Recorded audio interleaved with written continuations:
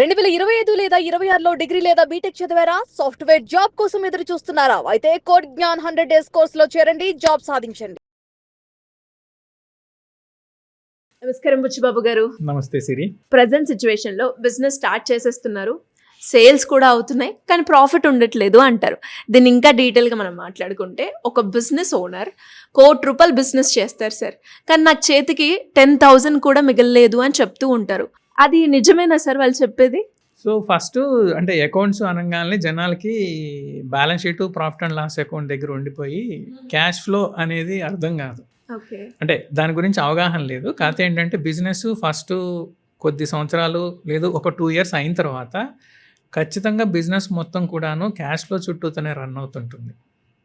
So మనం అనుకున్నట్టు profit అంటే ఏమవుతుంది? సేల్స్ చేస్తారు, దానికి కావాల్సిన ఖర్చులు పెడతారు, తర్వాత మీకు ప్రాఫిట్ మిగులుతుంది. కానీ ఆ ప్రాఫిట్ ఎక్కడ పోతుంది? మీ దగ్గర డబ్బులు లేవు. సో ఎక్కడికి పోయింది అని అంటే మీరు చూసుకుంటే అది బహుశా మీ స్టాక్ ఫామ్లో ఉందేమో, లేదు మీకు రావాల్సిన మార్కెట్ రిసీవబుల్స్లో ఉండుండొచ్చు. ప్రైమరీగా వర్కింగ్ క్యాపిటల్ అంటాం.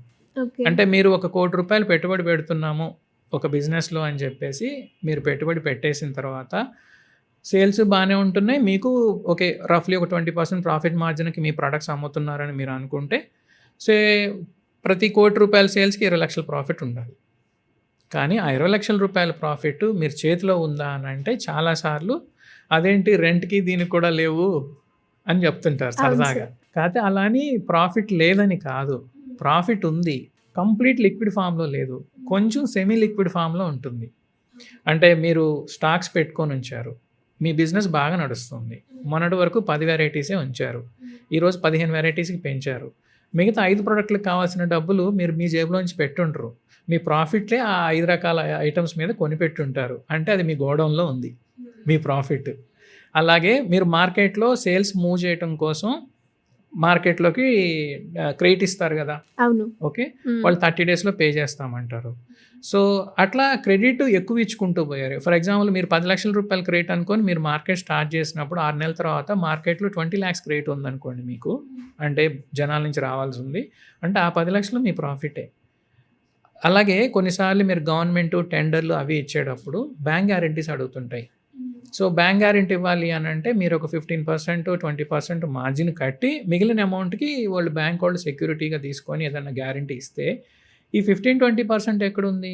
బ్యాంక్ గ్యారెంటీ ఫామ్లో బ్యాంకులో డిపాజిట్ అయి ఉంది. అందువల్ల మీరు మనీ ప్రాఫిట్ వస్తుంది, సో నేనైతే తక్కువకి అమ్మట్లేదు, లాభానికి అమ్ముతున్నాను, కానీ నాకు డబ్బులు కనపడట్లేదు అని అంటే క్యాష్ ఫ్లో మేనేజ్మెంట్లో ప్రాబ్లం ఉంది అని అర్థం. ప్రాబ్లం కూడా కాదు, మీరు సరిగ్గా అర్థం చేసుకోలేదు అంతే. ఓకే. ఓకే. సో స్టాక్స్లో ఉండొచ్చు, మార్కెట్ రిసీవబుల్స్లో ఉండొచ్చు, లేదు ఎఫ్డీస్ బ్యాంకులకు కట్టి బ్యాంక్ గ్యారంటీ ఫార్మ్స్ అయి ఉండొచ్చు, లేదు ఇంకేదన్నా కరెంట్ అసెట్స్ అంటాం అక్కడ ఉండొచ్చు, లేదు మార్కెట్ నుంచి మీరు తక్కువ క్రెడిట్ తీసుకుని ఉండొచ్చు. జనరల్గా ఏం చేస్తారు, ఒకవేళ మీరు మార్కెట్లో క్రెడిట్ మీ వెండర్స్ నుంచి తీసుకునేటప్పుడు వాళ్ళు మాకు ఈ మంత్ ముందు ఇచ్చేసేయండి, మేము 3% క్యాష్ డిస్కౌంట్ ఇస్తామంటారు. సో మీ డబ్బులు పెట్టేసి మీరు క్రెడిట్ తక్కువ తీసుకొని ఉండొచ్చు. మార్కెట్కి మీరు ఎక్కువ క్రెడిట్ ఇచ్చి మీరు తక్కువ క్రెడిట్ తీసుకొచ్చుకుంటే ఆ డిఫరెన్స్ అనేది కనపడదు. సో మీకు మంచి బిజినెసే, ప్రాఫిటబుల్ బిజినెసే, కేవలం ప్లానింగ్ లోపం, క్యాష్ ఫ్లో మేనేజ్మెంట్ అనేది చేసుకోలేకపోవటం, అంటే వర్కింగ్ క్యాపిటల్ మేనేజ్మెంట్ అంటాం. మీ స్టాకు, మీ రిసీవబుల్స్, మీ ఫిక్స్డ్ డిపాజిట్స్, మీ లోన్స్ అండ్ అడ్వాన్సెస్ మైనస్ మీరు మార్కెట్ నుంచి ఎంత క్రెడిట్ తీసుకొచ్చారు అని చూసుకుంటే మీ నెట్వర్కింగ్ క్యాపిటల్ అనుకున్నప్పుడు ఆ నెట్వర్కింగ్ క్యాపిటల్ పెరుగుతూ పోతుంటుంది. దానివల్ల మీ డబ్బులన్నీ అక్కడ బ్లాక్ అవుతూ ఉంటాయి. అది కూడాను ఒక ఇన్వెస్ట్మెంట్లో ఆలోచించాలి. ఇప్పుడు నేను ఒక షోరూమ్ పెడుతున్నాను, ఒక 5 కోట్లు అవుతుంది అని అంటే ఒక 2 కోటి 1.5 వర్కింగ్ క్యాపిటల్ కావాలి. సో నా ఇన్వెస్ట్మెంట్ 6.5 కోట్లు అనుకొని దిగాలి, 5 అనుకొని దిగకూడదు. అలాంటి ప్లానింగ్ లోపం వచ్చిన చోట ఇట్లాంటిది ఇది వస్తుంటుంది. అది ఒక సార్ట్ ఆఫ్ ప్రాబ్లం. రెండవది వచ్చేసి ఏమవుతుంది అని అంటే మీ బిజినెస్ ఎక్స్పాండ్ అవుతుంది అనుకున్నాం. ఫర్ ఎగ్జాంపుల్ మీరు ఒక కార్ సర్వీస్ షోరూమ్ పెట్టారు, రైట్, బాగుంది, 6 నెలలు, సెకండ్ ఇయర్ వచ్చేసరికి మీకు అనిపించింది సిటీలో మీ బ్రాండ్కి పేరుంది కాబట్టి ఇంకొక 3 ఓపెన్ చేద్దాము అని. సో వచ్చింది బిజినెస్లో మిగిలినట్టు ఆ షోరూమ్లకి సంబంధించి అడ్వాన్స్లు ఇవ్వటము, రెంటల్ డిపాజిట్లు ఇవ్వటము, దానికి సంబంధించి ఇంటీరియర్స్ చేయటము, లేదు ఇంకేదన్నా కావాల్సింది అక్కడికి సెట్ చేయడం చేస్తారు. అప్పుడు మీరు గనక గమనిస్తే మీరు ఆ షోరూముల కోసం కొత్తగా మీరేం మీ పాకెట్ నుంచి తెచ్చుండరు. బిజినెస్‌లోంచి ఇస్తా ఉంటారు. అంటే అది బిజినెస్‌లో మిగిలేదే మళ్ళీ వేరే చోట అసెట్ ఫార్మ్‌కి వెళ్తుంది. So, me business growth and expansion అండి. అంటే ఎప్పుడు కూడా మనకి సేల్స్, ప్రాఫిట్ ఉన్నా కూడా అవి కనిపించలేదు అంటే ప్రాఫిట్ లేదు అని కాదు.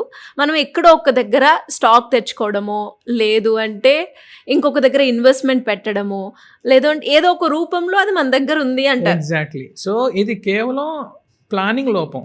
ఓకే.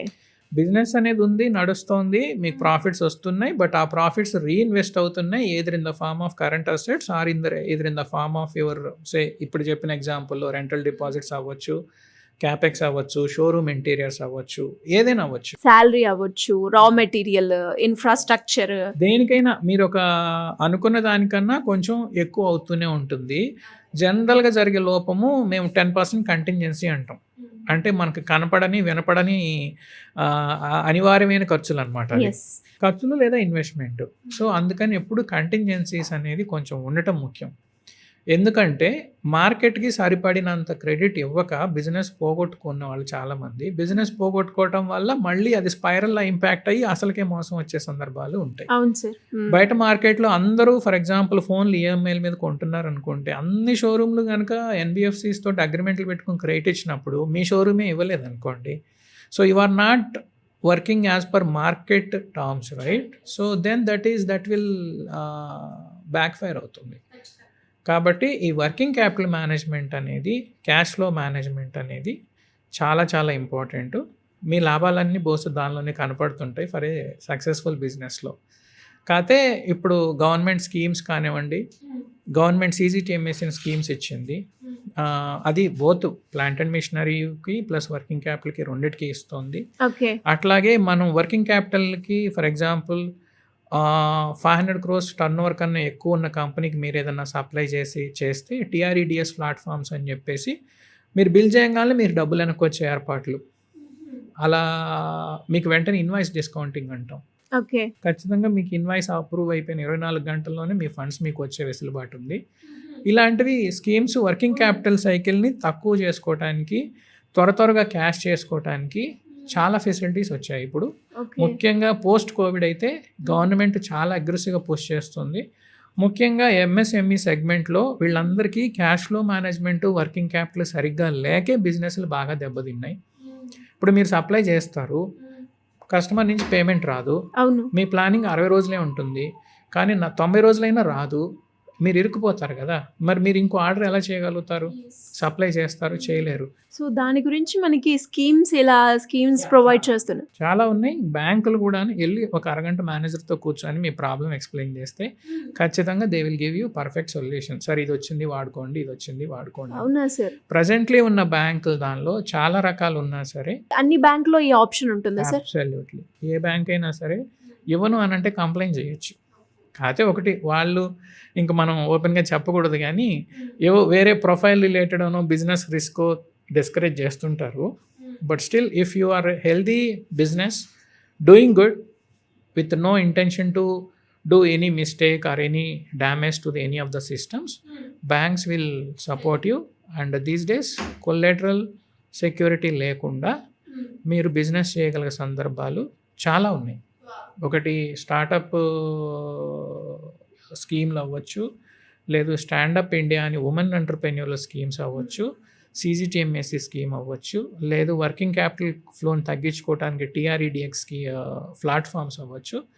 సో మీ బిజినెస్ ప్రాఫిటబిలిటీ అనేది రొటేషన్లో కనుక ఉంది అనుకుంటే అది వర్కింగ్ క్యాపిటల్ / క్యాష్ ఫ్లో అని అనుకుంటే ఖచ్చితంగా దానికి సంబంధించి కేవలం మీరు ఒక ఫైనాన్స్ పర్సన్ తోటి మాట్లాడితే ఆర్ మీ బ్రాంచ్ మేనేజర్ బ్యాంక్ మేనేజర్తో కూర్చొని మీ ప్రాబ్లం కనుక జెన్యున్గా వాళ్ళకి చెప్పగలిగితే ఖచ్చితంగా సొల్యూషన్స్. గవర్నమెంట్ కూడాను బాగా పుష్ చేస్తుంది. కొంచెం మంచి ప్రొఫైల్ అంటే basic profile, it's not that. Passion enthusiasm ఉంటే అది కనుక మేనేజర్ మనకి చూసి అర్థం చేసుకున్నాడు అంటే ప్రతి కస్టమర్ని వాళ్ళు స్టడీ చేయడానికి కొంచెం టైం పడుతుంది కదా. ఒక 6 months to 1 year చూడంగానే మీ అకౌంట్లో ఉండే ట్రాన్సాక్షన్స్, మీ క్రెడిట్ స్కోర్సు, 2 మీకు ఇతరత్రా ఉన్న హోమ్ లోన్స్ అవ్వచ్చు, రీటైల్ లోన్స్ అవ్వచ్చు. వీటిని బట్టే మీ ప్రొఫైల్ అర్థమైపోతుంది. దాన్ని బట్టి వాళ్ళు ఎలాంటి సెక్యూరిటీ లేకుండానే మీకు వర్కింగ్ క్యాపిటల్ అరేంజ్‌మెంట్స్ నడుస్తాయి. డెఫినెట్‌గా sir. Thank you so much. Thank you.